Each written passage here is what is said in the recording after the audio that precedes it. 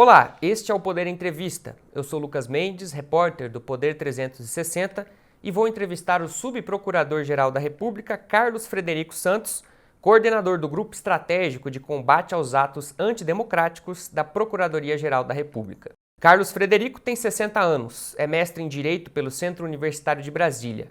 Ingressou no Ministério Público Federal em 1991. Em 2013, foi promovido ao cargo de Subprocurador-Geral da República. Ele chefia a Câmara Criminal do MPF. Subprocurador-Geral Carlos, obrigado por ter aceitado o convite. Obrigado, Lucas, sempre à disposição. Boa tarde a todos. Estou à sua disposição, Lucas. Agradeço também a todos os web espectadores que assistem a este programa. Esta entrevista está sendo gravada no estúdio do Poder 360, em Brasília, em 20 de janeiro de 2023. Para ficar sempre bem informado, inscreva-se no canal do Poder 360, ative as notificações e não perca nenhuma informação relevante. Subprocurador Carlos, o senhor foi responsável por pedir as medidas de busca e apreensão na casa e nos locais de trabalho do governador afastado do Distrito Federal, Ibanez Rocha. Quais as suspeitas que recaem sobre ele?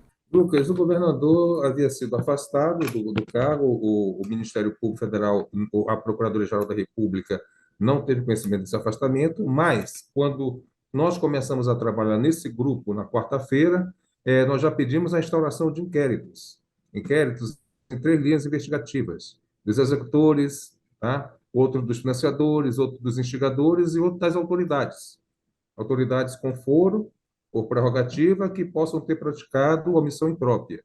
Então, o governador afastado ele está nesse inquérito. E o inquérito é a peça investigativa. Nós estamos investigando para saber a extensão dos fatos e verificarmos se há, né, ou se houve alguma conduta punível do governador afastado. Nós não temos ainda elementos suficientes para oferecer qualquer denúncia, senão nós não teríamos pedido a busca e apreensão, certo?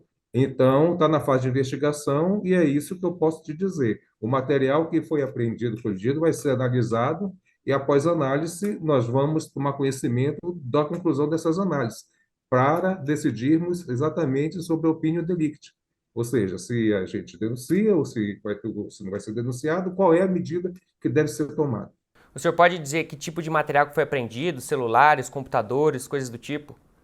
Isso faz parte da investigação e está sob sigilo, eu não tenho como me manifestar sobre isso, Lucas. Eu lamento. O grupo que o senhor coordena já apresentou 44 denúncias contra os extremistas, por envolvimento aos ataques à sede dos três poderes. É possível estimar um número de denúncias que ainda serão apresentadas? Não temos como estimar o número de denúncias, Lucas, que serão apresentadas, porque a cada passo que se investiga podem surgir novos suspeitos e novas pessoas a serem denunciadas. Então, a dimensão desses atos não tem como ainda dizer, olha, tem um número X de pessoas e vai ser concluído em tal lapso temporal. Isso não tem como, nós não temos como falar.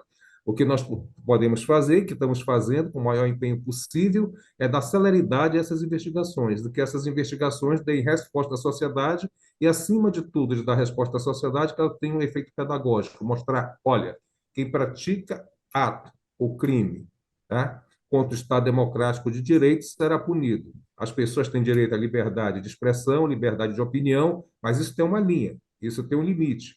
Ninguém pode passar do limite da liberdade de expressão e de opinião para chegar onde se chegou. Nesse sentido, quais são as principais linhas de investigação adotadas pelo Ministério Público Federal nesse caso? É exatamente essas que eu te falei. Nós dividimos os núcleos de investigação para facilitar a colheita de provas e para podermos trabalhar de maneira mais célere. Então, até agora nós denunciamos pessoas mais envolvidas com a execução desse crime, os executores, os que quebraram, os que estavam dentro dos prédios. Por quê? Porque essas pessoas estão presas, estão com prisão preventiva decretadas. E as pessoas que estão com prisão preventiva decretadas, o Ministério Público tem o prazo de 30 dias para oferecer denúncia. Então, nós estamos dando isso para exatamente cumprir as disposições legais e não permitir que essas pessoas que praticaram esses atos tão graves, ou os mais graves, que foram a depredação, que foram o vandalismo, que foram invadir esses prédios públicos, estejam soltas. O ex-presidente Jair Bolsonaro passou a ser investigado num dos inquéritos no STF sobre os atos extremistas por uma postagem que ele fez nas redes sociais. Outros elementos da conduta do ex-presidente podem ser considerados nessa investigação? Lucas, o nosso grupo foi instituído com foco para investigar os atos do dia 8. Tá? Então, nós estamos investigando os atos do dia 8, quem praticou esses atos do dia 8 e quem estava financiando esses atos do dia 8. Porque, na realidade, o que tem de contemporâneo tem que ser uma contemporaneidade muito próxima ao ato do dia 8 para nós verificarmos e termos a facilidade de dar essa resposta célere. O presidente Jair Bolsonaro, o ex-presidente Jair Bolsonaro entrou nesse inquérito porque ele fez uma postagem no dia 10, ou seja, após a prática desses atos antidemocráticos do dia 8, e que talvez tivesse o potencial de gerar novas convulsões desse tipo. Então, nós incluímos o ex-presidente Jair Bolsonaro no inquérito dos instigadores em razão disso. Nós temos que ver a dimensão, a proporção, enfim, a extensão do que esse ato dele poderia ter contribuído com uma nova convulsão desse tipo. O diretor-geral da Polícia Federal, Andrei Rodrigues, já disse que a operação contra os extremistas foi a maior já feita pela corporação. O mesmo se passa dentro do MPF? Há algum tipo de ineditismo com relação às proporções desse trabalho que está sendo feito? Além das proporções relativas ao número de pessoas envolvidas, o número de crimes praticados em um só tempo, tem a questão de nós estarmos usando pela primeira vez a nova lei dos crimes contra o Estado Democrático de Direito, que substituiu a antiga Lei de Segurança Nacional.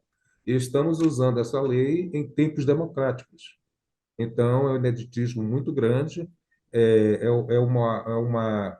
um assunto novo que nós estamos trazendo ao meio jurídico e, com certeza, isso vai render bons frutos, não só no meio acadêmico, mas também como precedentes dentro dos tribunais. Há algum grupo especializado, por exemplo, na perícia dos celulares, considerando que o ato foi mobilizado principalmente por grupos de mensagens? E se o senhor puder detalhar quantos celulares foram apreendidos nessa operação toda? Olha, isso é natural que os celulares, hoje em dia, a principal peça a ser investigada em qualquer tipo de investigação criminal.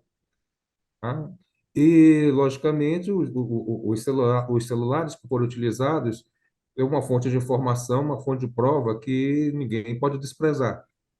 Né? Vários celulares foram apreendidos, eu não tenho aqui para te dizer agora o número exato desses celulares apreendidos, e, logicamente, eles vão ser submetidos, né, à perícia, vão ser a análise própria desses aparelhos telemáticos, para que nós possamos extrair o máximo de prova possível contra aquelas pessoas que devemos oferecer denúncia pela prática desses atos antidemocráticos. O senhor oficiou o ministro Alexandre de Moraes, do STF, dizendo que soube pela imprensa do depoimento do ex-ministro Anderson Torres. Houve algum tipo de atropelo na tentativa desse depoimento? Olha, eu não sei se houve uma falha de comunicação, entendeu? Por causa desse movimento todo que está nesses dias, ou o que aconteceu. O fato é que nós estamos sendo intimados regularmente de todos os atos agora.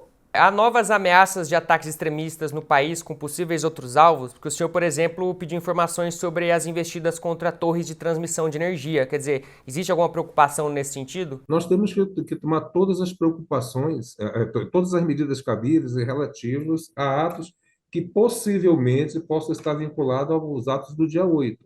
Mas até agora nós não temos evidências suficientes para afirmarmos isso, Lucas. Chega ao final esta edição do Poder Entrevista. Em nome do jornal digital Poder 360, eu agradeço ao subprocurador-geral da República, Carlos Frederico Santos. Nós é que agradecemos esse espaço para podermos esclarecer a sociedade do que está sendo feito a respeito desses crimes, Lucas. Agradeço muito essa oportunidade. Obrigado a todos pela audiência. Agradeço também a todos os web espectadores que assistiram a este programa. Esta entrevista foi gravada no estúdio do Poder 360, em Brasília, em 20 de janeiro de 2023. Para ficar sempre bem informado, inscreva-se no canal do Poder 360, ative as notificações e não perca nenhuma informação relevante. Muito obrigado e até a próxima.